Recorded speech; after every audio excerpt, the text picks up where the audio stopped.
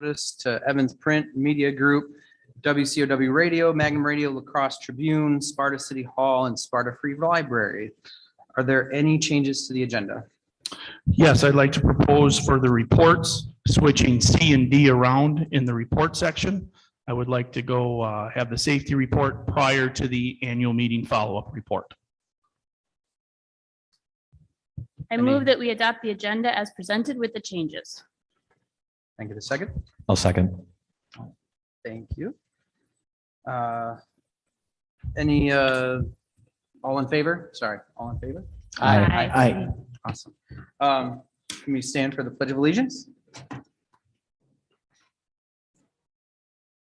To the flag of the United States of America and to the republic for which it stands, one nation, under God, indivisible, with liberty and justice for all. Mr. Russ, you share the Sparta Area School District mission statement, please. Yes, our mission statement is the following: to educate all students academically, emotionally, and socially to inspire curiosity and resilience.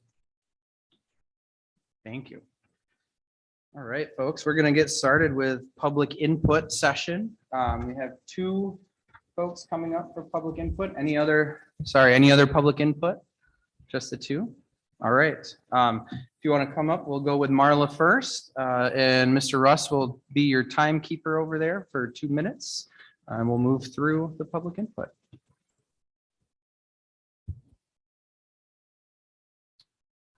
I'm sorry, can we make sure there's still mics on, just in case it's not? Can you just push it? It should go to green, hopefully. Okay, Perfect. yep. Okay, thank you again. As you know, I talked at the annual meeting about a $7 mill rate, which was more than the $6.13 mill rate needed for school district operations. And during your time, can you, if I'm wrong at all, if you could correct whatever I might be saying incorrect, but as far as I know, it was a $6.13 that was needed to run school district operations.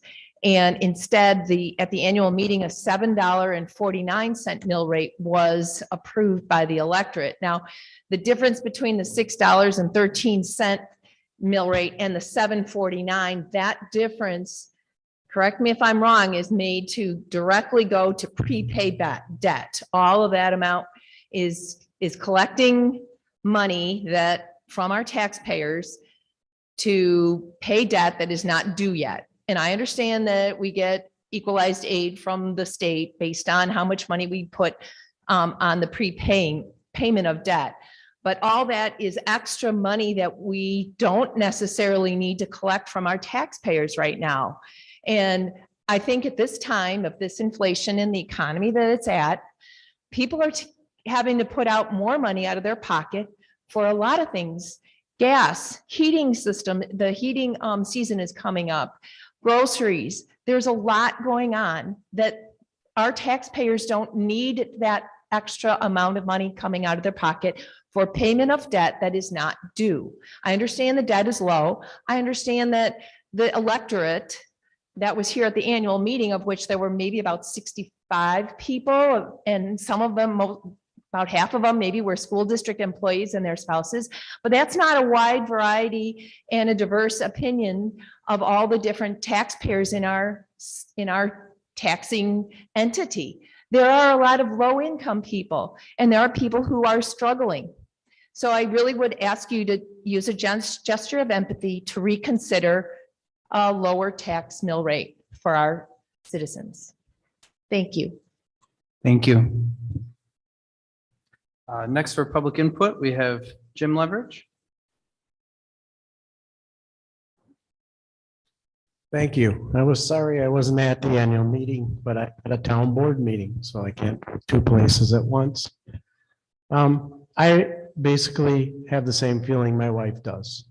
And as a board of education, you have to represent the constituents. I know there's a lot of teachers here that vote to spend more money, a lot of staff, and I think I understand that.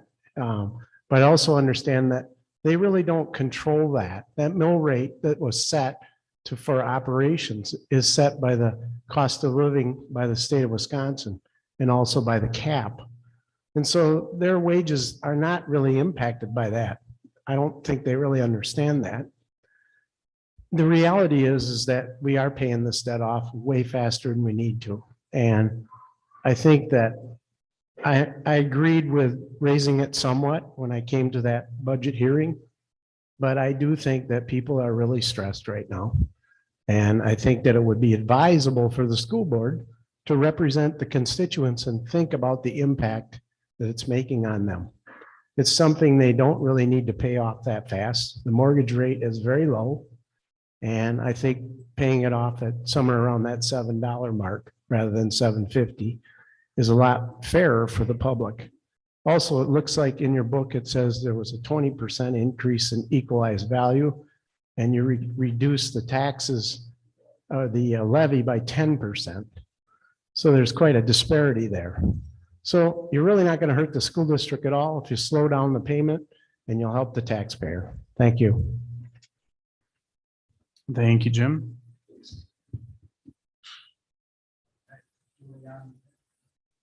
Get the hang of this, I promise. Moving on to next item of business, our reports. So we can start with the Sparta High School student report. A few folks here to share some updates.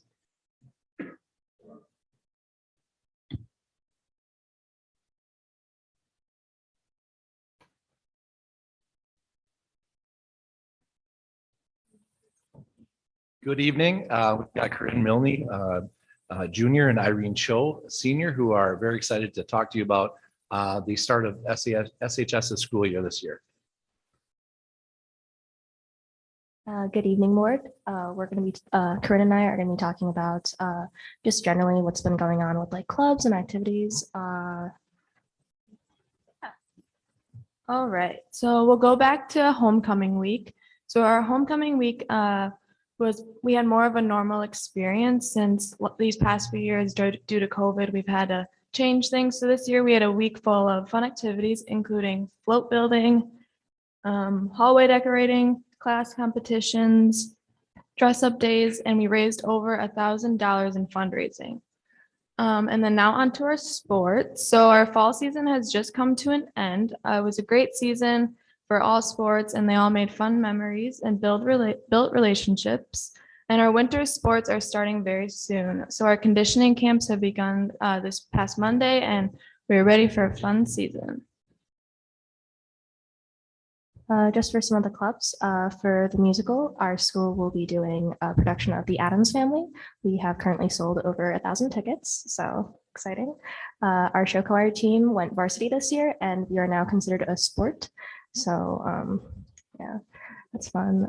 We've also been doing fundraisers over the summer and been doing community outreach through performing at other places like Ashley for the Arts. For honors band, 8 of our symphonic band members are going to WSU in Minnesota on November 5th. The robotics team is starting a booster club. They will be going to 2 competitions. One is the Iowa Regional and one is the Seven Rivers Regional in lacrosse. They will be soon. They'll be laser engraving like plaques and water bottles for like different sports. And we will have merchandise soon. Correct me if I'm wrong, Mr. Lee. Oh, and our club just had their elections last month, and they've already started 2 murals in the LMC, and one in the robotics room will be coming very soon. Yeah. And for another one of our clubs, NHS, so our chapter project this year is transplant awareness. So with that, we'll be doing fundraising at different sporting events, and we will be just focusing on transplant awareness and raising money and bringing awareness to that. And then for student council, there's a blood drive next week, Wednesday. So we encourage everyone to come out and give blood. So FFA is having their nationals this week. Correct me if I'm wrong, but I believe it's in Indianapolis. And currently FBLA is running their donation drive for winter clothing. Thank you. Thank you so much. Any questions from the board?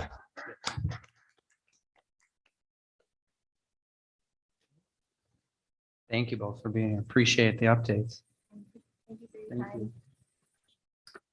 All right. Moving right along, we have Mr. Ford staying up for Sparta High School. Excuse me. Good evening. I'm excited also to talk about SHS and the start of the school year. Resiliency was one of the words that I used to talk about the kind of the little bit of a different start to our school year. And that is for a lot of different reasons, but we had a new bell schedule. We're back to 7:40 in the morning instead of 8 o'clock. We'll see if that affects our tardies or not, but we'll see. Administrative changes, obviously, in the office. And I think our students and our staff have done a nice job with this transition. It's been pretty smooth. Freshman first day, we started with on September 1st again. Our freshmen in the building as a freshman only day. We find a value in this to get the students acclimated to the building. I kind of kicked around a little bit of an idea, and possibly in the future, we'll do this for a Spartan boot camp, maybe the second day of school for all students 9 through 12, but we'll get through kind of our nuts and bolts and all those different types of things and meetings that we need to get through on the first couple days. So that's for something to look forward to in the future. Professional development, I'm very proud of our staff. We got together before school started. We worked on our guaranteed viable curriculum. That's a term you've heard before, and that's working through our standards, realigning them, working on our data through our Wednesday PLC work, which is a very valuable time, which I appreciate that you guys support that. I've been working hard to hopefully build some more teamwork and time in to build and rebuild relationships within our building with our adults, which I think is very important. And I'm excited we've got our guiding coalition. Some of the other buildings had this in place last year. We've got it in place this year. We have a team of 7 teachers, and I would say these are new teacher leaders in our building. So not necessarily new teachers, but these are teachers that are taking on a leadership role when they have not maybe in the past. So we were at CISA last week for a first day of learning together as a team, and we have 3 other dates throughout the school year that'll help us build capacity within ourselves and then work with our staff. We've got faculty meetings going on, and I provided there, I believe, I don't want to take credit, but I'm going to. I believe the first annual staff picture. So we'll try to do that at the beginning of every school year. Next slide, please. And the young ladies did a nice job talking about homecoming. Homecoming is a very valuable and important part of the high school experience. And our students did a wonderful job this year. So prior to this year, the first day when we put kids in the gym, the senior class was the only class to have a pep assembly. So freshmen, sophomores, and juniors, this was a new experience for them to all sit in the gym together. And everybody quickly caught on. We worked through the Spartan cry and Spartan clap and all those things that we've been doing for a long time. Dress up days are very exciting. A little bit scary to see people dressing in the 80s and 90s, as I remember, similar to their age. Pep assemblies, like I said, were great and a very positive culture within our building. We play roo ball. If you don't know what roo ball is, pull me aside later. It's very intensive and exciting. And I'm excited to tell you that the sophomore boys beat out the staff females this year for champions. So the parade, I believe, is the longest parade, homecoming parade I've seen in Sparta in a very long time. And we had a lot of community involvement in the parade, which was a little bit new. So that's a positive. And then we played a wonderful football game at Memorial Field, which, as you all know, is a pretty special place. So it was a great week, and our kids did a wonderful job. Next slide, please. Some of the things we have going on now with our students and coming up in the near future, we've been, after homecoming, kind of buckling down a little bit on the academics. We offered the PSAT as an opportunity for some of our students who like to test themselves and see where they fall. We did some MAPS testing, which is our universal testing in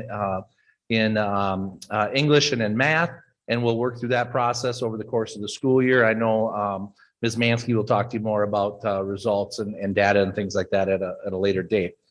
Parent-teacher conferences, we wrapped up the other day. We had 2 evenings, and we had very positive feedback from parents. Junior conferencing is going on with our school counselors. So this is where our juniors come in and they talk about and make sure that they're on track to graduate and get their senior year set up, and there's a lot of opportunities for electives and different programs this senior year, which we talked about last month, or at our committee meeting with ECCP and Start College Now. So those are conversations that are happening with our juniors and families. College presentations, this is something we weren't able to do during COVID. And Ms. Cabinet's been doing a very nice job with this. She's been bringing in universities into the school. We're averaging about 15 to 20 kids who get about a half an hour to an hour with a representative. We've got UW-Madison. We haven't had Madison, and we haven't taken kids to Madison in a long time. So that's just one of a number of schools. I think she's got a total of 10 or 12 schools lined up. Not only schools, we had ROTC in talking about their program. Schools, UW Duluth. So we've got Minnesota, Wisconsin represented, and our state, and Western was there. Military recruiters are very eager to be in our building, and we're happy to have them. We had pull-ups. In case you want to know, the pull-up bar is very popular at SHS. I believe the record is 28. It is not held by us. It is held by Logan High School, but we're working hard to take back the record. We send juniors to the Wisconsin Education Fair. This is a regional opportunity for our kids to get into small groups, our juniors to get into small groups and talk to professionals and about jobs, and then also then transition to another room where they can talk to college and university representatives. And then we take them to UW La Crosse for a tour and Western for a tour. So very positive day and very well received by our students. We've had in-building guest speakers, and we're taking kids on field trips like the good old days. So last thing I want to talk about here is we've started club time. This is something that Mr. Russ and I discussed and started to put into place a couple of years ago. And we finally got to the spot where we can make this happen. What club time is on Wednesdays. Our grad group are kind of a homeroom time.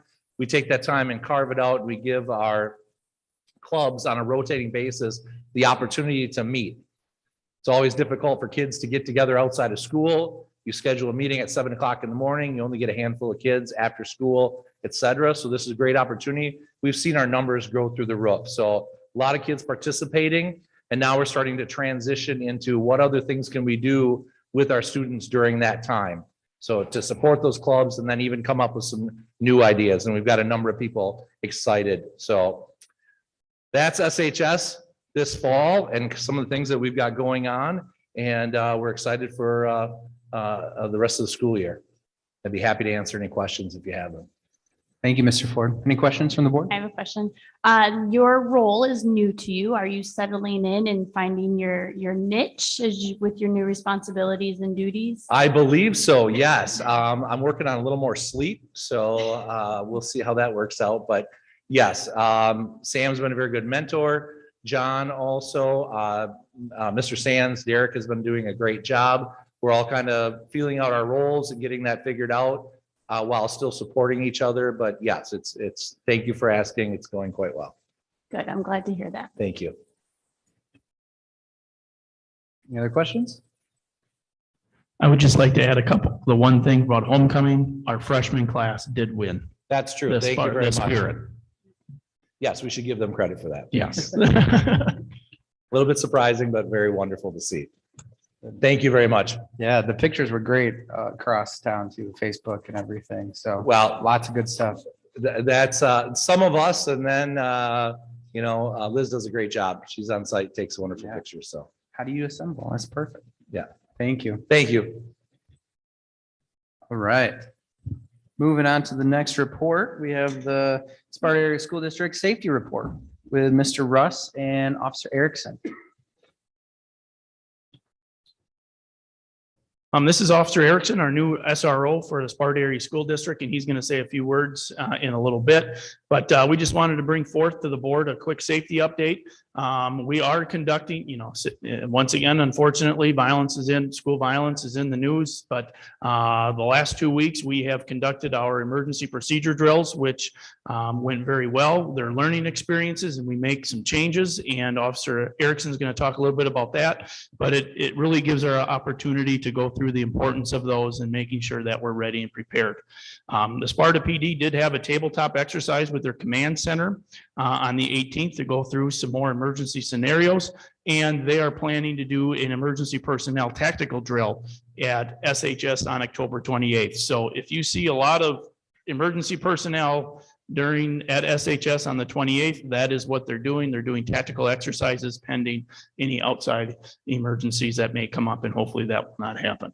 The digital mapping, we did get a digital mapping grant that puts all of our building envelopes electronically so that law enforcement and emergency personnel will be able to reach those more readily and easily.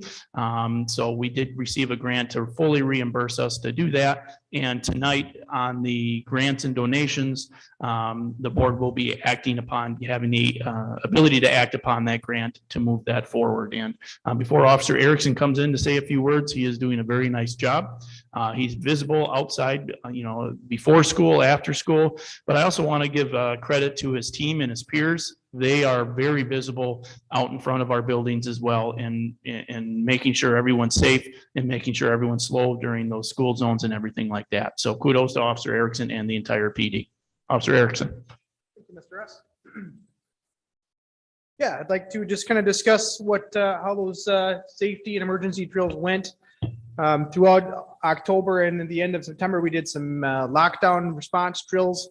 And I am proud to report that the overwhelming response from the faculty at all the schools was positive.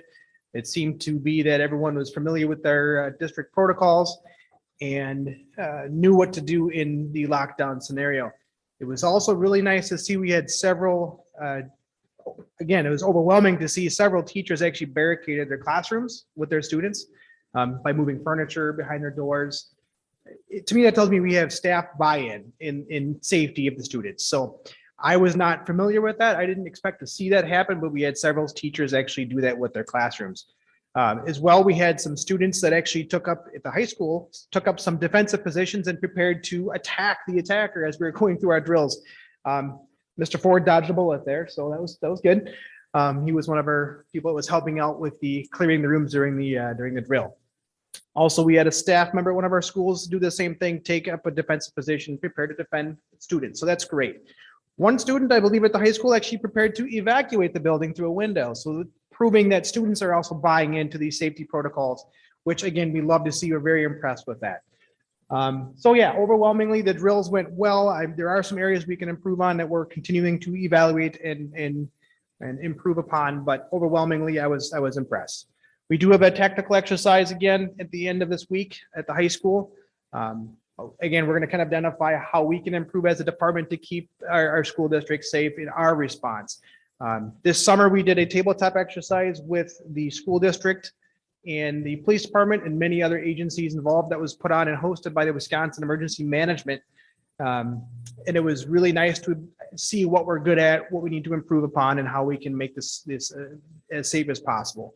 And then again, we had our tabletop with the police department identifying areas that we can improve upon in our response as well. And also we recognize where we are strong as a responding agency. Again, as Mr. Russ said, we're as a department and I myself are trying to be as visible as possible to kind of get the message across to the community and to the students that we are here. We are keeping the schools safe. Being visible, I think, is a big part of just that safety blanket, if you will. Giving the image that we are out, we're making sure that kids are doing what they're supposed to be doing in school and making that transition to and from school for parents also look smoothly as well. And then part of my job is building relationships with students, and I really, really enjoy that. I guess I'm an award for Spartan Way cards here at the middle school. You can have donuts with Officer Erickson. And just one of those things where, and I've taken the time to drive to Linda's Bakery in the morning, then drive all the way back just because I love Linda's Bakery. But it's part of that relationship building that I can help with the students build the trust and build the relationships and get student buy-in as well into the safety part of schooling. And if we have student buy-in, we've already got faculty buy-in, we continue getting that, and we kind of establish that safety is everybody's responsibility. Any questions? Questions from the board? Thank you both so much. Thank you. Thank you. All right. Moving on to our last report for the night, Ms. Hauser with follow-up from the annual meeting. Yep. So we had a lot of really great questions at the annual meeting, and there were a few that I just wanted to circle back to that we maybe didn't get to go into as great of detail at the annual meeting, or I didn't have the answer readily available. So for that follow-up, first, there were some questions regarding fund balance. I just want to remind us that fund balance does not equal the balance in our bank account, but it does assist in cash flow. So in the school district, our main revenue streams come in at specific times during the year through the state aid payments and through tax levy collections. But payroll is our #1 expense, and that happens every other week. So that's where that fund balance is important, is that helps us get through those times of no cash flow when we have expenses that are continuing to occur. So I put this chart here because there was comment about 15% is our fund balance threshold per board policy. And I wanted to show that although our policy says 15%, over the past many years, we haven't gone below 18%, and we tend to be in the low 20s. And this is because this is the spot where we've seen that we're able to meet our cash flow needs. So at 15%, we would still run into some challenges. So this may be something that we want to discuss moving forward if this is where we need to be, if we'd like to reflect that in policy. But I did want to show that history. I also just wanted to show that although we typically add to fund balance each year, that's because our operating budget continues to grow each year also. So our percentage fluctuates some, but we need to continue to add to fund balance as our expenses grow to maintain that percentage. So this year is the highest fund balance that we ended with in the past many years. But that was by design because we knew we were coming into some budget shortfall situations. And so, for example, the board designated $575,000 at the end of the 21-22 budget to be used to help with that budget shortfall this coming year. And we are anticipating to use nearly all of that for revenue stabilization. And if we do, that'll bring our fund balance down to the 23 range. And then we still have that option next year too, should we need it. Regarding debt defeasance, there was a question about how much interest savings have we realized since the time that we did the borrowing. And so I just went one step further and summarized all of our major transactions with the borrowing since we opened Herman. Again, one of the reasons that we defease debt is to save on interest costs. That's not the only reason, but that is one of the financial reasons. So we did our first borrowing in 2018, where we borrowed 29 of the 32.5 million. That year, when we did the levy, in addition to the required amount for debt payment, we levied an additional 547,000. In 2020, we borrowed the remaining 2.5 million. If you do the math there, that gets us to 31.5 million. So 1 million that was approved by the voters, we didn't borrow. So the 31.5 million that we borrowed, we levied an additional amount also in 2019 and 2020. And then we defeased those 3 years worth in 2021. The reason that we accumulated 3 years worth before doing our debt defeasance is it's not free to do a debt defeasance. There's cost involved in that. And we were maximizing the state aid potential. So the reason we waited was to get closer to that $2 million amount for that debt defeasance. Then in 2021, we levied an additional 2.8 million. That was a big enough amount that we did that debt defeasance right away at the end of last year. And then this year, with the budget that was discussed at the annual meeting, and that correlates with a 749 mill rate, it would result in an additional levy of about 4.5 million. And we would likely defease that whole amount right away this year, again, because that amount is so large.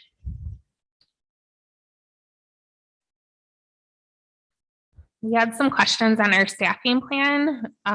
So we had data in the annual meeting about the dollar breakdown between the groups, but there was questions about, well, what do the numbers of staff look like? So you can see here that of our 452 staff, 256 of them are certified or are teaching staff, which is about 57% of our total staff, which leaves a student to staff ratio of about 11 students to every certified staff.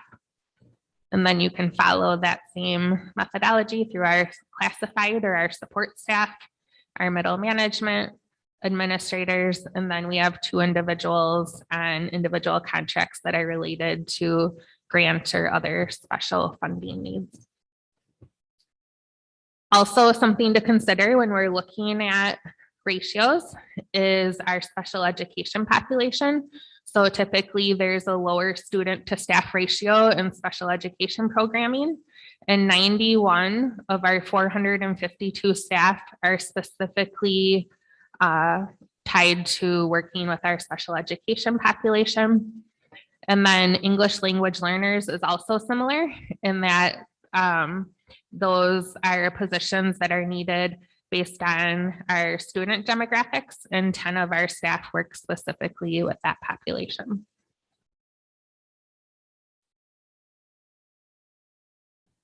And then finally, at the annual meeting, I mentioned frequently that October 15th was a big day that we were looking to confirm all of the estimates. And so I just wanted to give an update of what was presented at the annual meeting versus what we confirmed on October 15th. So the number of students stayed the same. The funding per student stayed the same. The private school voucher amount was higher than what was budgeted at the annual meeting, from 690,000 to 844,000. We had the declining enrollment exemption, which stayed the same. And then our other exemptions did increase slightly as well. And the impact of the increase in those exemptions is that it increased the amount to levy in Fund 10, which then has a corresponding decrease to the Fund 39 levy, the way that we have it set up. For state aid, our shared cost had a difference of about $30,000. Enrollment, this is common due to rounding, was one off. High poverty aid stayed the same, and our exempt aid had a small adjustment.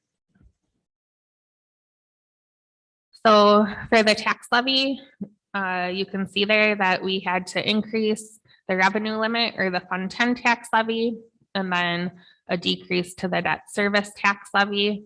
And the way that that filtered out is we could actually decrease the total levy by about 18,000 from what was presented at the annual meeting. And that would keep us at a mill rate of that 748, 749. Again, with rounding, it'll be one of those two amounts. And what this would mean is that we would have an increase in total school tax levy, assuming a mill rate of 748 or 749, of $504,808 increase from last year, with a decrease to the mill rate of 82 cents, down from $8.30. Are there any questions?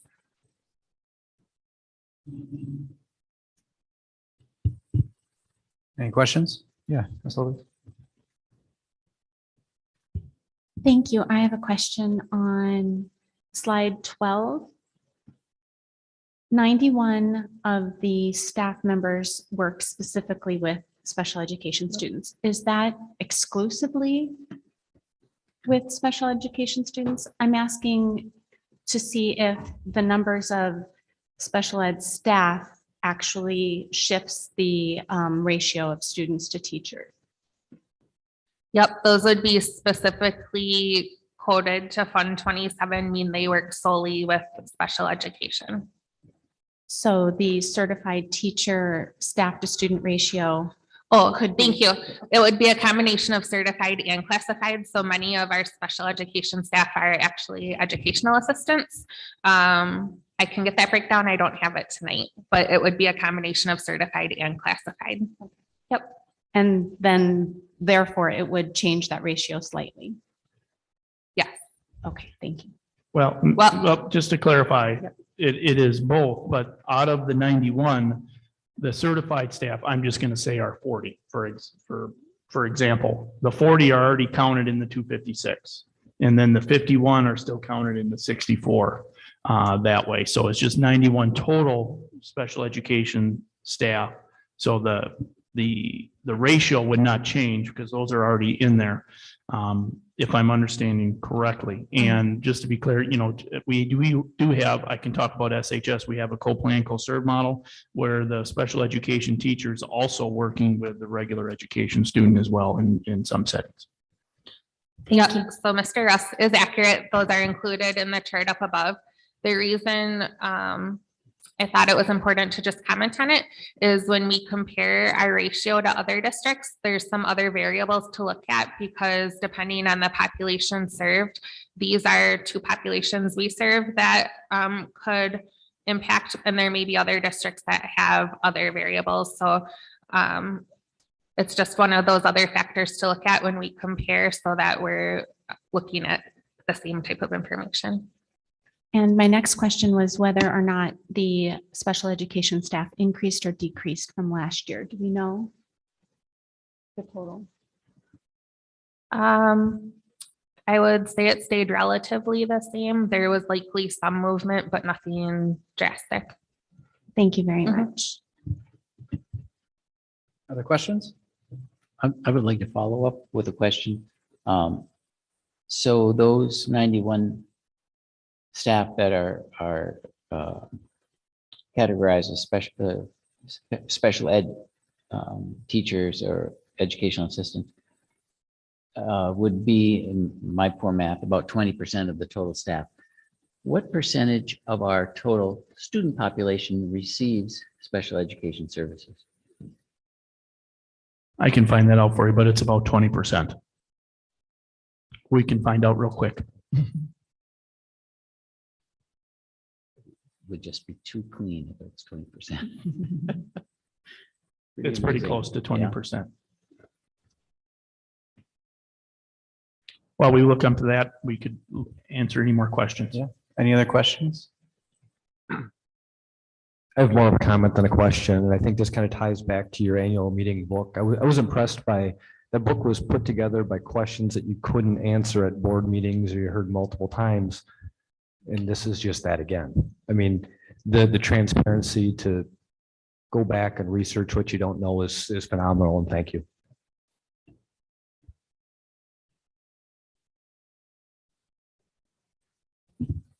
I'm green. I'll Can try you hear me again. now? Okay. We do have 18.4% of students with disabilities. Thank you for that.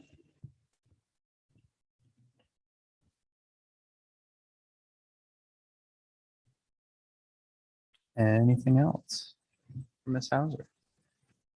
All right, thank you. Moving on, folks, we have the consent agenda next. Yeah. Before Mr. we get Russ? into the approval items, I do want to let you know, Mr. Schulze is not here tonight. However, he is available by phone if needed. When we get to that point, if there's any reason, there's 6 of us here today, and per Robert's Rules of Orders, if we don't have majority, nothing happens. So he is available at that time, and it is allowed by our policy to come in if needed, Mr. Burns Gilbert. So just wanted to put that out there. Yeah, thanks for clarifying that.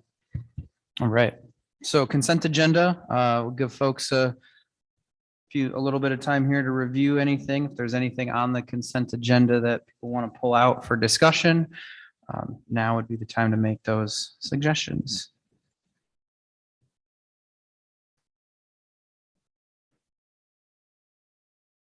Mr. Burns Gilbert, I will move the consent agenda, but because I have to abstain from letter E, if we could pull that one out separately, please. Yeah. Can do that. So we'll pull letter E out. Any other adjustments? Good. All right, so I believe this will be a roll call vote. We didn't get a second. Oh, sorry. I will second the consent agenda with the exception of E. Thank you, Mr. McKenna. All right, second for approving the consent agenda with the exception of letter E. We'll do a roll call vote. Ms. Presswood, Yes. Mr. McKenna, Yes. Mr. Burns Gilbert, Yes. Ms. Lopez, Yes. Mr. Wells, Yes. Mr. Hendricks. Yes. Passes 7-0, 6-0, sorry. And then can we tackle letter E? I would move to approve the Start College Now and Early College Credit Program applications. I will second those. Second, do we need to do a roll call on that? All in favor? Aye. Aye. All opposed? Abstain? Same. 501. Passes. Mr. Burns Gilbert, before we move on from this, I think it would be only appropriate to recognize one of the retirements amongst the employee group here, that of Mr. Fromm. He appears to be retiring in January.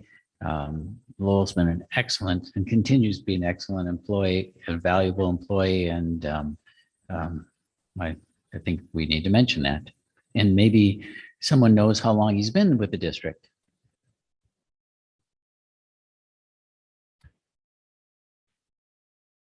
$36 or $38. $38 probably. 37. We have a 36, a 37, and a 38. Thank you.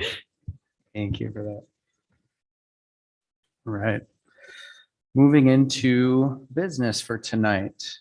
So we will start with letter A, discussion possible action to approve the 2022-2023 original budget and certify the tax levy. And for this one, we'll be looking for two separate motions since they're both listed. We're going to go for the tax levy. It's going to be our recommendation that we look at the tax levy first, followed by the adoption of the original budget. Ms. Hauser is going to give that presentation, but those are the two things that we would be looking for. Thank you. Ms. Hauser? Yep. I will make this quick because there's no changes from what was presented at the annual meeting unless you would like to recommend a change. So as a reminder, you'll be approving funds 10, 27, 39, 46, 49, 50, and 80. And I do have each of the summaries here that we reviewed at the annual meeting. And at the annual meeting, we went in much more detail. Are there any specific questions regarding any of the budgets? Okay. And then going to the tax levy and mill rate. Again, this is reflective of the 748 or 9 mill rate that was approved at the annual meeting. This is reflective of our October 15th certifications. You can see a 5-year history on the right-hand side here of the mill rate.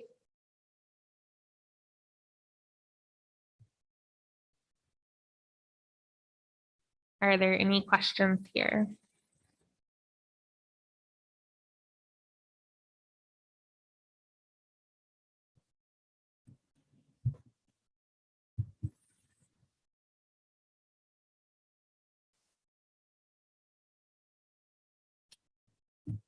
If there's no further questions, you're Good, okay.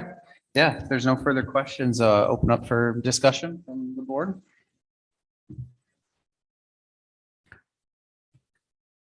I will move approval of the original recommendation for the mill rate of $7.48.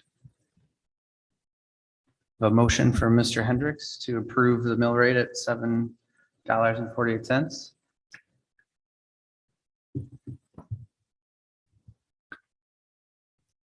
I think before I move, motion, vote, I do have a couple of things to say. I don't think 748, 749 is bad. Looking at having a levy increase less than the inflationary impact is actually pretty good. We're lowering the mill rate by 82 cents, which is fantastic. I just view it a little bit as a bit of a missed opportunity. Part of this may be just personal pride, what I kind of thought we could accomplish. But I really went into this year thinking that despite a failed referendum and incredible inflationary impact, we could balance the budget. We could give every staff member a raise, and we could do it with no impact on the community. I still think we can. If that $504,808 had any impact on any classroom or any staff member, I'd jump up and down and raise my hand and say, absolutely, let's do it. But it doesn't. It's going to pay off 3 months debt of Herman.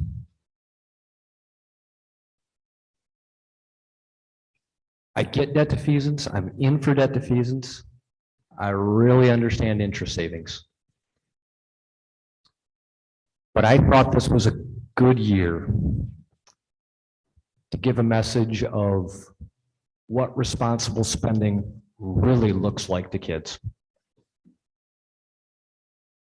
To me, what we've done on this stage in the last 5 to 6 months is a definition of that. If people are looking for someone to say, what is responsible spending in our community? It's this. And again, it may be just personal, but I have a hard time giving up that feeling for 3 months. Thank you, Mr. McDowell. Any other discussion, comments? Ms. Silva? Thank you. I have some comments too. I'm not exactly sure where to start. I honestly have lost sleep over the 748 mill rate over the last 2 weeks. I think that it is likely within 2 to 5 years, we are going to have to go to the community for a facilities or an operating referendum.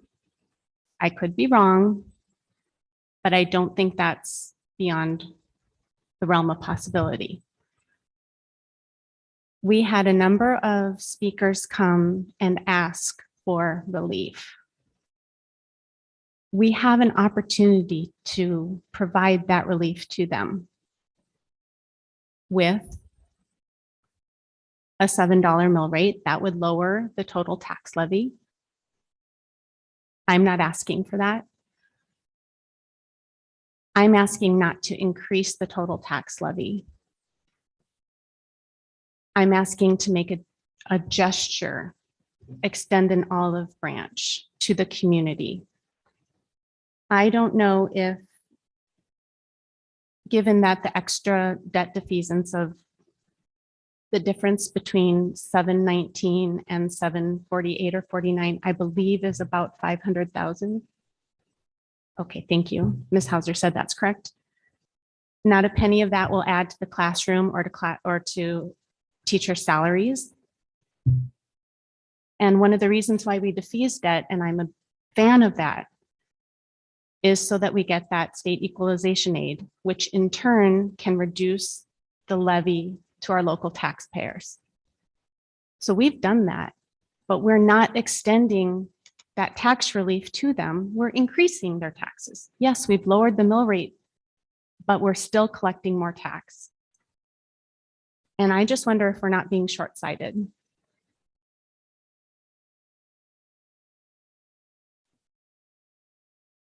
Do we need that $500,000 in extra tax or an extra debt defeasance more than we need support from the community or cooperation with the community. I think maybe a compromise now could be a commodity for us in the future.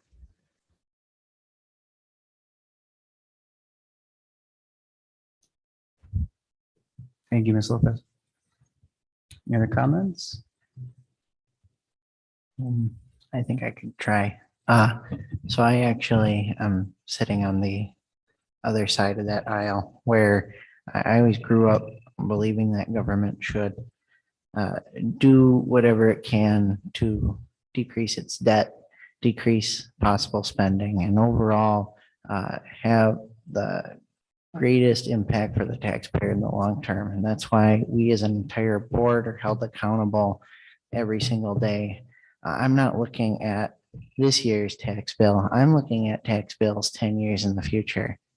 I mean, we're saving 2 million here, and we could even be saving more. And that's what responsible boards could do.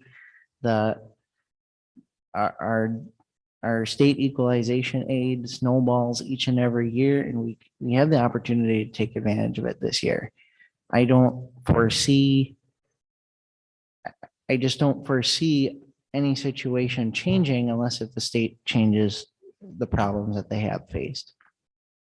I mean, we can't spend general operations without having a rebound in the mill rate the following year. There's no stabilization involved unless if we overall just pay down debt and assure that we are doing best for our constituents. And that's what I'm bound and determined to do. It's a matter of my principles here.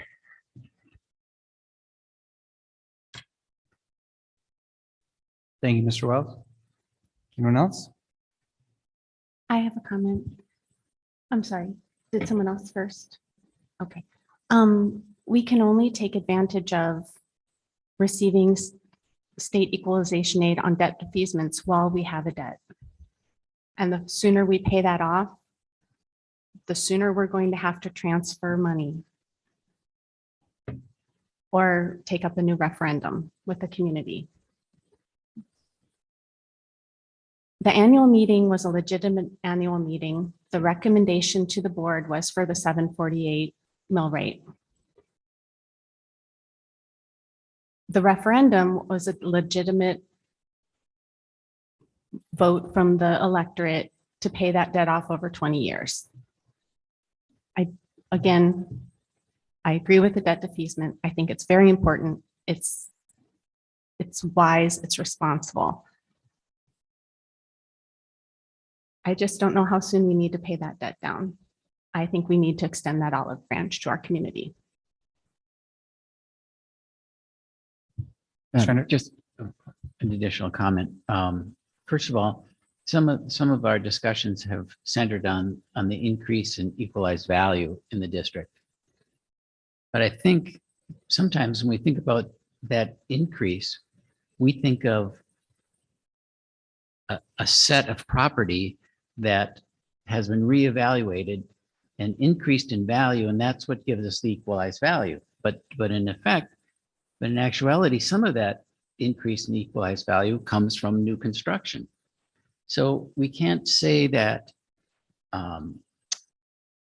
that the reduction in that we're giving in the mill rate is going to be erased by the increase in equalized value, because that's spread out to some extent. And I wish I was smart enough to know how much of the equalized value can be attributed to new property versus existing property. And I'm sorry, I don't have the answer to that.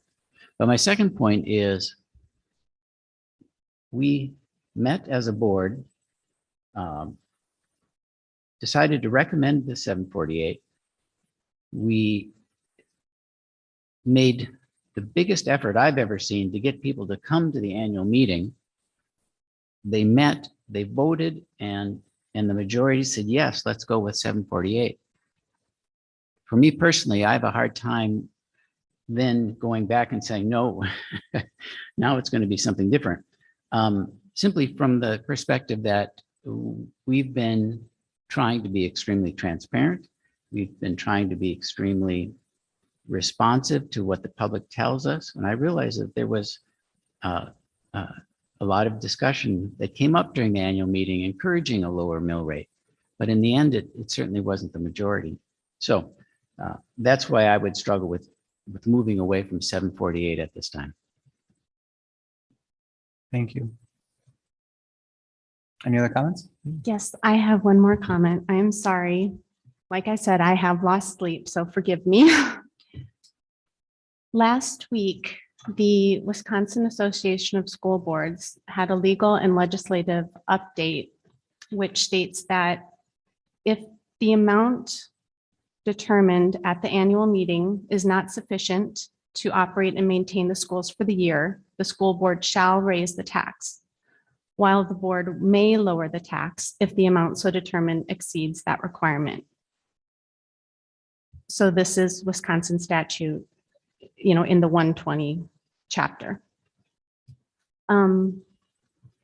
Last week, or rather at the annual meeting, we had a discussion about how we were going to have the podium, whether we should have the podium face the stage and the speaker have their back to the audience, or face the audience and the speaker have their back to the stage.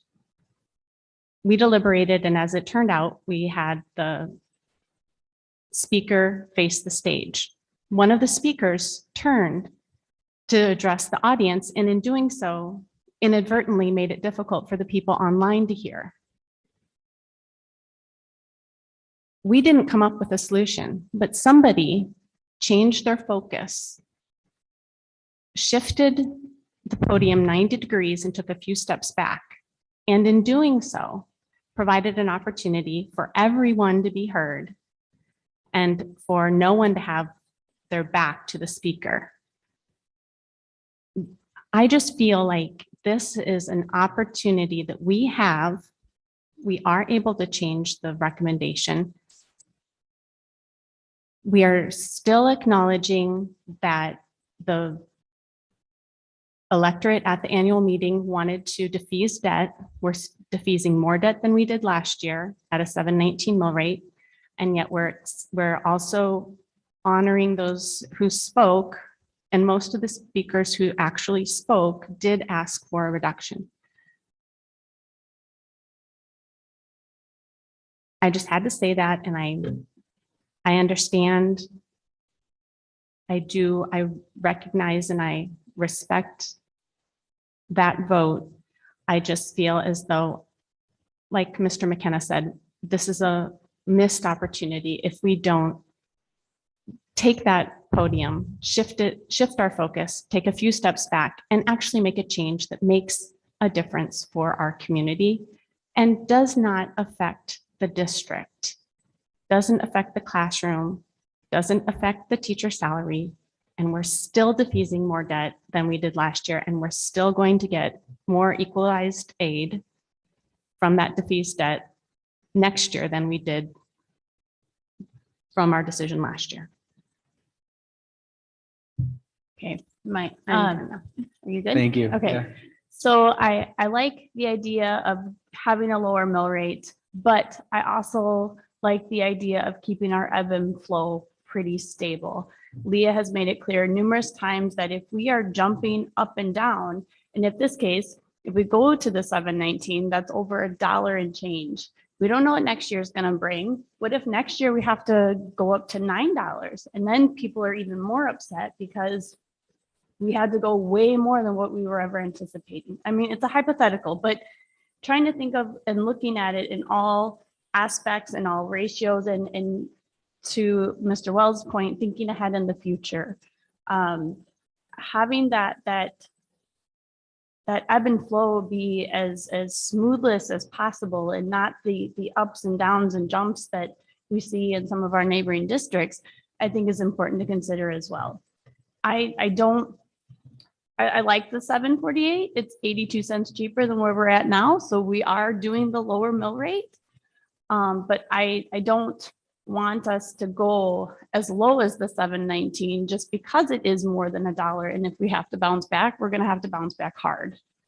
And being a new homeowner myself and having to do this year for the first time, it makes me really nervous. But you know, what is $7.48 on a $200,000 home? And in the grand scheme of things, it's not a lot. It is a lot to some people, don't get me wrong, but it's not a lot at the same time. So that's my thought on it. Thank you. Any other comments? I have some thoughts to share.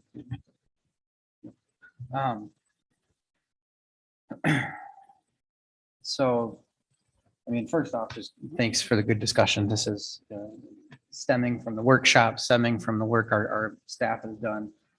Phenomenal having the community input. I think this is, to me, I've been here for 18 months. This is how it feels like it should be done. And so I'm just grateful for everyone's role in the process.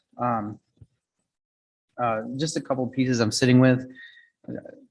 Just right off the bat, I support the 749 mill rate. I think that's where I landed at the annual meeting and throughout the months and time and hours we've spent exploring and hypotheticals. That's where I land. And I was actually kind of prepared to advocate for more at the annual meeting. That was my thought process going into it. But I heard what people were saying. I understood what Ms. Hauser was presenting. I think strategically, responsibly, the idea of leveraging Community Fund 80 to me makes a lot of sense to help solve some of our community issues that we have. Is this the right time? I don't think so. Otherwise, I would have brought that up sooner. But I hope that's something that, you know, we as a board or as a community are open to exploring, especially when, you know, there's things on the table that make a lot of sense to help solve community issues like daycare issues, like our WIN staff or our WIN wait lists that just can't find enough staff to meet our student needs, or you know, other ideas at the budget workshop where the SRO officer, right, like some pieces that we can do to improve our community. So with that said, I think that's part of what I came into the annual meeting prepared to kind of explore, and really heard, you know, what people were saying and the feedback there to kind of keep that 749 mill rate, what the electorate recommended. And I guess just a couple pieces for me. Inflation's a real thing, and we're not immune to it. Like our school district also has to pay higher costs, higher pieces, right? And so I think that's one layer that I've heard of. Just it feels like the district is responsible for fixing inflation, and that's not realistic. That's not our role, right? You know, whether that's skipping some other public government pieces that aren't getting the same scrutiny as our education is. I think there's layers that we don't have time to unpack in a board meeting, but that's one piece that I'm sitting with is you know, profits are at record highs, right? What does that look like when we discuss prices at the grocery store? It's usually left out. And I think too, just using some of the language of what we saw tonight, our mill, we've been doing the work, like what Mr. McKenna said, our mill rate's been going down for this would be 5 years in a row. I'm just going to go out on a limb and say like, I feel like that's rare. Again, I'm learning as we go, but I think that's something that shows we can do this and do it responsibly and do it in a way that serving the most people for the most good. So that piece of talking the talk, walking the walk, I think those are also parts that make me think of, you know, we have what, 50%, roughly a little bit less now of low income, low socioeconomic status, our students' families. The reality is a lot of those folks are not owning homes, they're renting from landlords that also then are impacted by some of these decisions long-term, right? And so I think that's another piece to keep in mind when we talk about the average price of a house. A lot of our families aren't living in that average price of a house right now. And so how can we help them throughout this process, going back to the stabilization, going back to not having large swings of hundreds of dollars either way. I think it's responsible, you know, minimum of the 40% back, right? From the tertiary or secondary, I'll say some other words that sound smart too, right? But I think that's a piece of doing it for the future and doing it for what that looks like for the next generation of Spartans. You know, I think that's part of how over time we will continue to reduce the impact on taxpayers. It's happening. We have the data. We've seen it. It's in the book, right? And so that to me is being responsible, especially knowing that those are some of the layers that everyone in our community is talking about or impacted by, but yet again, we only heard from a sliver at the annual meeting, and we have a lot of voices that are impacted differently than who we heard from, how we heard from, and how can we make the best decision there. So again, coming back to, I'm not going to repeat more things that other people have already said, but transparency, community involvement, to me, it's opposite to go against what the electorate advocated for in the annual meeting. So those are some thoughts. Any other closing? I'm assuming closing, but we can, I got all night, got nowhere to go. Any other thoughts? Or right now we have a motion for moving the 748 mill rate. And I can make a second for that. Second that motion. Then we go to roll call. I would ask one more time, Mr. Burns Gilbert, is there any further discussion? Sure. Just to. Further before we discussion take- before a vote? Yeah. Mr. Burns Gilbert, I would like to tell you that I would advocate with you to, at some point, discuss increasing funding to the community fund service 80 for increasing wind services, salaries, potentially a second SRO. I just wanted to let you know that. Thank you. Any other discussion? If we're going to talk about Fund 80 for a moment, I might be the opposite. I may not. Not that I don't see value in wind, because I absolutely do. I think wind is a community service that if we're going to serve the community best, it should be a referendum.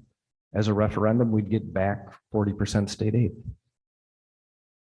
Out of Fund 80, we get no aid. So if we budget $500,000, it costs us $500,000. If we do it as a referendum, it costs $300,000. In order to do that, you have to have a community that you're connected with. You have a community that trusts what you're going to do.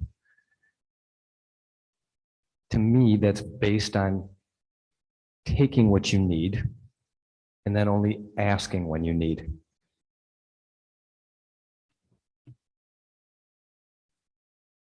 Thank you. Further discussion?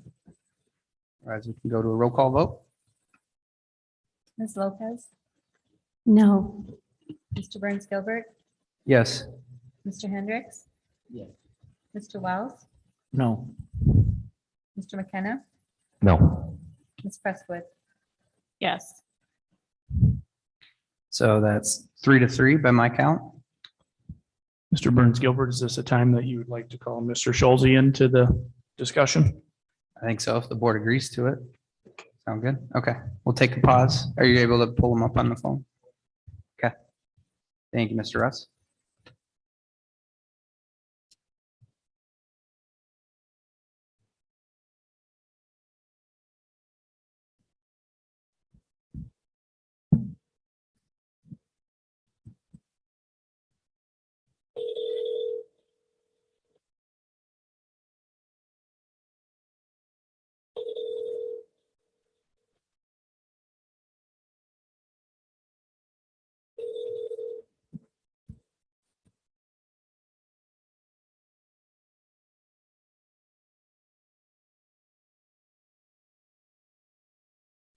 Mr. Burns Gilbert, he's not responding, so it's your call if we want to proceed. The motion did not pass since it was 3-3.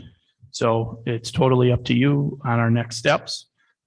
If he would have answered, I would have said, we need to go through, he has access, Mr. Schulze does have access to the slides, but I would ask you to restate what you stated about why you feel 749 was or was not appropriate at that time. But Mr. Burns Gilbert, it is your call on, we have a 3-3, so the motion did not pass. Yeah, I think the motion didn't pass, so we go back to conversation. That sound good, folks? So I guess my thought process would hear from folks that voted no to maybe hear a little bit more about an area that you might be more comfortable with. Or are they able to make a new motion? Yeah, of course, that too. Motions are always on the table. I guess I'm very comfortable at a levy that is the same as last year or similar. I believe with Mr. Hendricks, pointing out the new construction, that could potentially give people a small tax break, but would levy the same amount, which would generate the same amount of state aid, which should then be able to keep a steady mill rate for next year.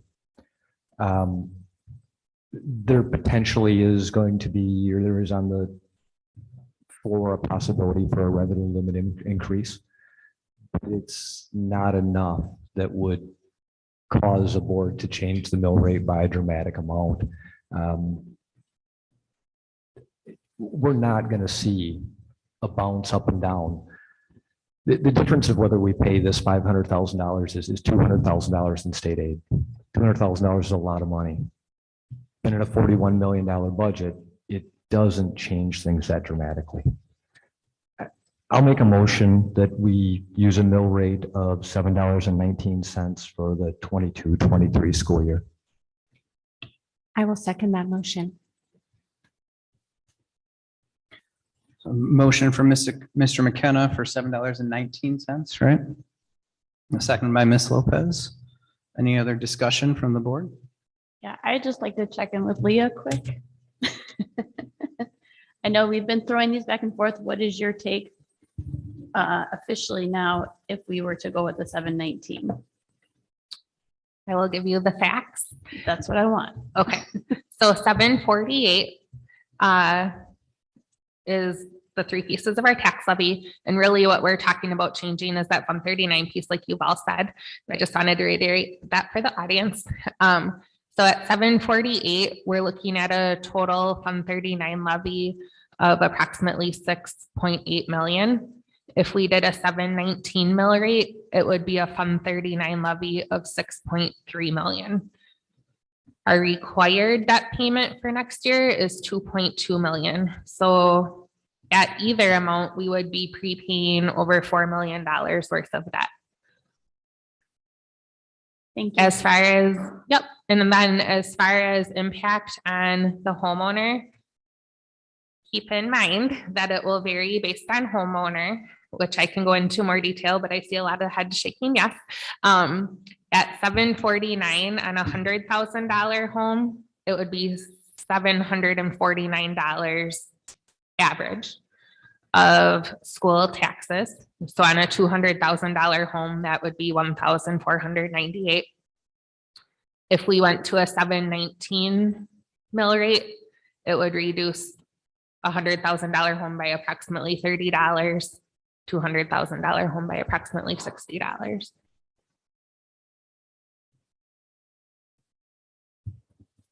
Ms. Hauser, but keeping the I'm sorry. Mr. Scholze is on the line now. Is it okay? Mr. Burns Gilbert, are we okay with him coming in right now?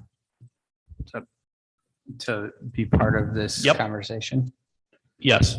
I just want to make sure he's on the phone now. Tony, can you hear us? Just fine, thank you. So Tony is online now. So we just had so we're going to have to rehash some things. Mr. Scholze, can you still hear me? I can hear you just fine, Mr. President. Thank you. Okay, so just to recap real quick, and we're going to fill you in. We did have a motion in a second for a 748 mill rate. That motion failed 3-3. We have a new motion in a second on the table with a 719 mill rate. Do that. So I'd like to back up to the most recent question. Ms. Prestwood asked Ms. Hauser, what would be the difference between 749 and 719? Ms. Hauser, is it okay if you if it's okay, I'd like to start there and then we'll go back to Ms. Lopez was going to ask a follow-up question. Is that okay? Yep. Okay, Ms. Hauser. That works for me. A mill rate of $7.48. So there's three pieces to our total tax levy, and the piece that would be shifting with changing the mill rate is the portion of our tax levy to pay our debt. So our operations would not be affected by either mill rate. Our debt levy would be affected. The $7.48 mill rate equates to approximately $6.8 million of tax levy for debt. The base amount we need to levy for debt to meet our required debt payment is about $2.2 million. A mill rate of $7.19 would drop the debt service tax levy by about $500,000 to approximately $6.3 million. So with both mill rates, we would be prepaying $4 million plus of debt. As far as the impact on homeowners with each mill rate, again, this is an average. But on a $100,000 home, a $7.49 mill rate would equate to $749 of total school levy. And a $7.19 mill rate would equate to $719 of total tax levy. So a difference of $30 on a $100,000 home.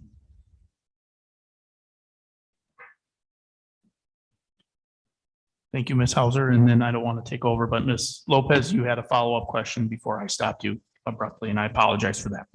No, that's fine. Thank you. Ms. Hauser, I just wanted to confirm that the total school tax levy with a 719 mill rate is very much in line with the same total school tax levy last year. Is that correct? That is correct. Would you be able to support a 719 mill rate? Ms. Hauser? If I can ask that? I would say this is more a decision for the board. We will support. I'm sorry. Okay, me. So we will support whatever the board says. I think the biggest pieces is that our operations will reiterate, our operations will have that same amount of funding. We're really looking, and so will our Fund 80. We're really looking at how much we're going to defease or pay down our debt earlier. And then that means more interest costs compared to what we talked about, extending the debt as of this right now. So that's really what it is. It is totally up to the board with this decision. We can ask those sorts of questions about, what would change and that sort of thing in impact, but I appreciate that. And I think support might have been the wrong word. Sometimes we ask the directors for their recommendation. Would that be a more appropriate question? this one, I would still say, no, our recommendation was, as we moved forward through this whole process with the board, was that 748 process as we recommended that originally. Point of order. Mr. Russ, I'm going to call point of order. I'm wondering what the vote is right now. What motion is on the table? Where is the vote? Right now, we have a motion and a second for a 719. So Have we done a roll call on that vote? no, we have not. We're in the discussion. So are you calling the question or are you just wondering where we're at? I am calling the question. Let's go to vote. Good. All right. Roll call. Mr. Schulze, Mr. Scholze, Mr. Scholze, No. Mr. Burns Gilbert, no. Mr. McKenna, Yes. Mr. Wells, No. Ms. Lopez, yes. Ms. Prestwood, Yes. Mr. Hendricks. No. So that's 4-3, Can you please right? let me know how that vote went? Keep track. So I just want to confirm the vote. Ms. Markland, can you confirm the vote for us? We have 3 yes and 4 no. 3 yes Motion and fails. 4 no. Motion fails. I'm sorry, Mr. Burns Gilbert, to say that, but that was your role, but No, you're good. All right. Let's go back to the conversation. We can have a new motion. So Mr. Burns Gilbert, if, you know, Mr. Schulte just got here, I would recommend kind of everyone stating, summarizing what they stated earlier, if that's okay, before the 7:19 vote, just to give a summary to Mr. Schulte about what you're thinking, if that's an idea, or we can continue this discussion, whatever you feel is best. Mr. Burns Gilbert, I would, at this time, I would entertain a motion of a tax rate of $7.49. I believe, Mr. Schulte. Mr. Schulte, did you just made a motion, if I understood it, for $7.49. Yes, that is correct. So a motion by Mr. Schulte for $7.49 mill rate.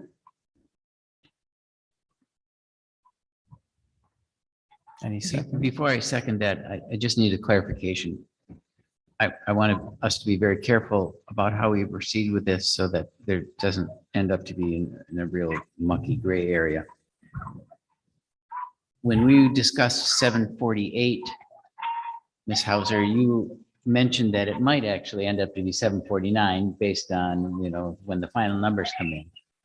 If we say 749, is there a chance it comes in at 748 because of those numbers? A number that we have already turned down. I gotcha. So for example, last year, the board approved 829, all the calculations were 829, and once the state certified it, it was 830. So it really comes down to extreme decimals of rounding. So I don't believe we should get hung up on a penny. It could shift by about a penny. So I believe we are perfectly fine if we approve 748, 749. But we can't approve 748. Correct. We've been down that road. Yes. But I will second that, hearing what you say, that in good faith, we're shooting for 749, understanding that 748 has been turned down. So that was a second for Yes. 749? Yes. Okay. You want to go to further discussion? Should we go straight to vote? Roll call? Mr. McKenna, No. Mr. Wells, No. Ms. Prestwood, No. Mr. Schulte, Mr. Schulte? Yes. Mr. Hendricks, Yes. Mr. Burns Gilbert, Yes. Ms. Lopez.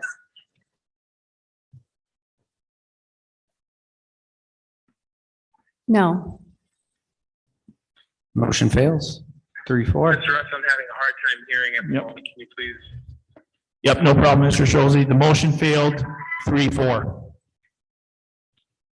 So I would like to make a motion in the amount of $7.34. That is the difference between the 749 and the 719. That was 734. 734. Mr. Schulte, the motion is now $7.34, and that is a first.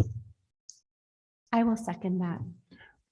And we have a second by Ms. Lopez, first by Ms. Prestwood. Any discussion from the board, or shall we go to vote? Is there any discussion? Point of order. Mr. Russ, can you please verify what the roll call vote of the last, please? The roll call from the last vote. I believe Mr. McKenna? No. Mr. Wells? No. Mr. Burns Gilbert? Yes. Mr. Hendricks? Yes. Ms. Prestwood? No. Ms. Lopez? No. Mr. Schulte? Yes, and it was not in that order. Okay, thank you. Yes. So we do have a motion and a second on the table, and Mr. Burns Gilbert is wondering if there's any more discussion. It's a motion for a 734 mill rate. Hearing no discussion, roll call? Mr. Hendricks, Yes. Ms. Prestwood, Yes. Ms. Lopez, Yes. Mr. Wells, No. Mr. Burns Gilbert, Yes.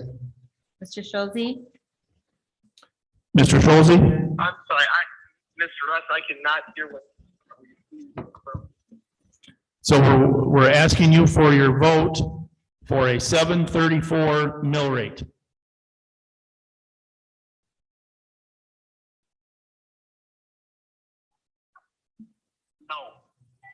No. Mr. McKenna. Yes. Motion passes 5-2. Motion passed 5-2. All right. The second part of that same business item was to approve the budget as presented with Mrs. Hauser's updates. Did I miss anything there? Anything to add after our most recent discussion? Please note that the Fund 39 budget will change to reflect the tax levy that was just approved, and I'll adjust it accordingly. No other changes. In that case, I'll make a motion to accept the proposed budget. Mr. Schulze, we have a motion on the table to accept the proposed budget reflected of the 734 made by Mr. Hendricks. I'll second. Second by, Motion from Mr. Hendrick. motion by Mr. Hendricks, second by Mr. McKenna. Any further discussion? Is that a roll call vote? Any discussion, Mr. Schulze?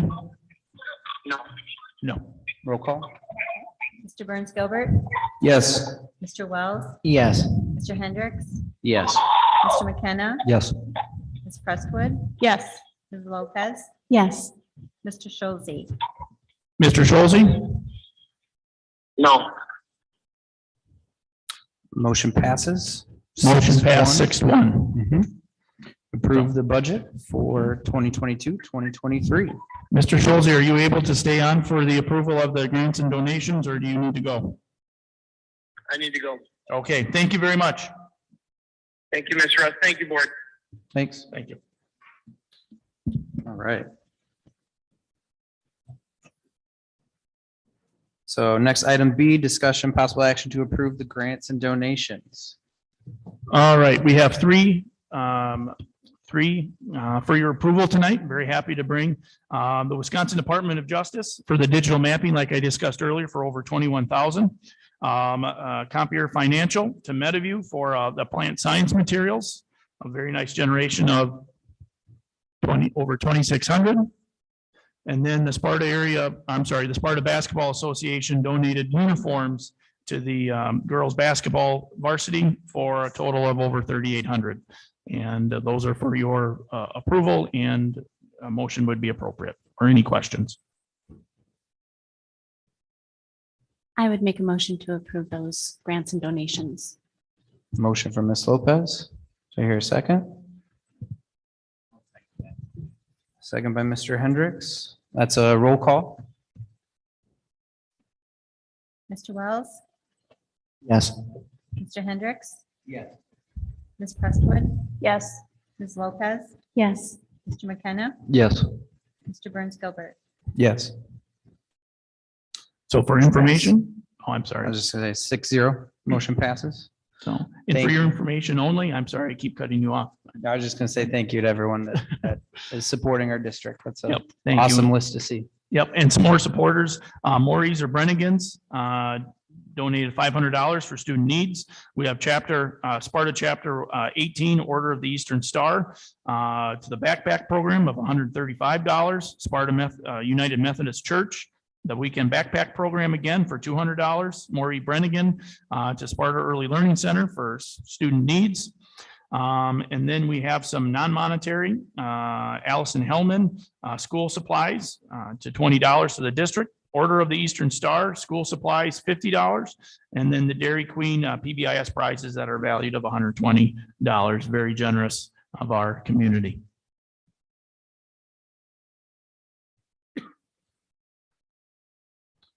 All right, moving on to 5, closing items. We have meeting schedule announcements and information. All right, so just some things. This will be the last, until the foreseeable future, the last Tuesday night board meeting at 7 o'clock. I too am excited.